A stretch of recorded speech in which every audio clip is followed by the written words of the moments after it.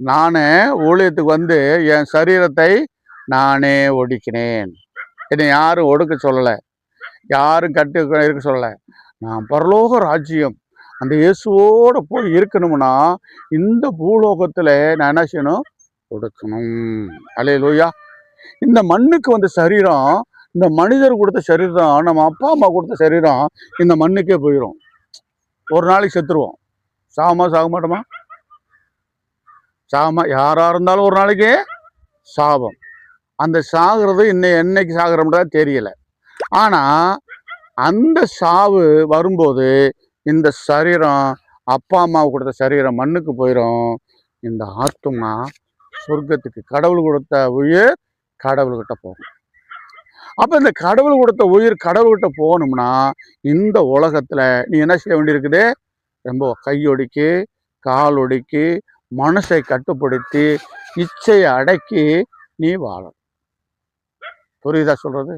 அப்படி வாழும்போது தான் அவன் எப்படி ஓட்ட பந்தயத்தில் இச்சை எல்லாத்துலேயும் இச்சை அடக்குமா பந்தயத்தில் முதல் பரிசு வாங்கினானோ அதுபோல் பரலோக ராஜ்யத்திலையும் நீ முதல் பரிசு ராஜ கிரீடம் வாங்க முடியும். அல்லேலூயா. அதுபோல ஆதாம் ஏவாளை போல நீங்க தப்பான வழியில போனீங்கன்னா, ஒரு இச்சையில நீங்க ஆசைப்பட்டீங்கன்னா இந்த பூமியிலையும் நீங்க கெட்டு போவீங்க, பரலோகத்துக்கு வர முடியாது, நரகலோகத்துக்கு. உங்க பாவமே உங்களை எச்சரிக்கும், உங்க மனசாட்சியே உங்களை எச்சரிக்கும். புரியுதா சொல்றது? அதனால இந்த பூமியில நீங்க வாழ்ற கொஞ்ச நாள் வாழ்க்கையில இந்த பூமியில மனச்சாட்சிக்கு பயந்து நீங்க வாழும்போது தான் அந்த விசேஷம் கிடைக்கும். அப்போ இந்த உலகத்தை நம்மளை சுற்றி நடக்கிற விஷயங்களை தெரிஞ்சுக்கணும். இந்த உலகத்துல நம்மளை சுற்றி என்ன இருக்குது? எல்லா ஜீவராசி இருக்கு. அந்த ஜீவராசியில பாவம்ன்றது என்ன தெரியுமா? நீ பாவம் செஞ்சாதான் பாவம் இல்லை. நீ தண்ணி அடிச்சு ஒருத்தன் சண்டை போட்டு ஒருத்தன் அடிக்கிறது பாவம் இல்லை. ஆண்டவருக்கு கீழ்ப்படியாமல் இருக்கிறதே பாவம். பாவம் என்னது?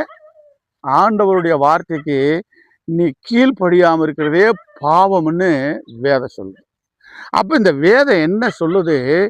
எல்லா உயிர்களையும் நேசிக்கணும்.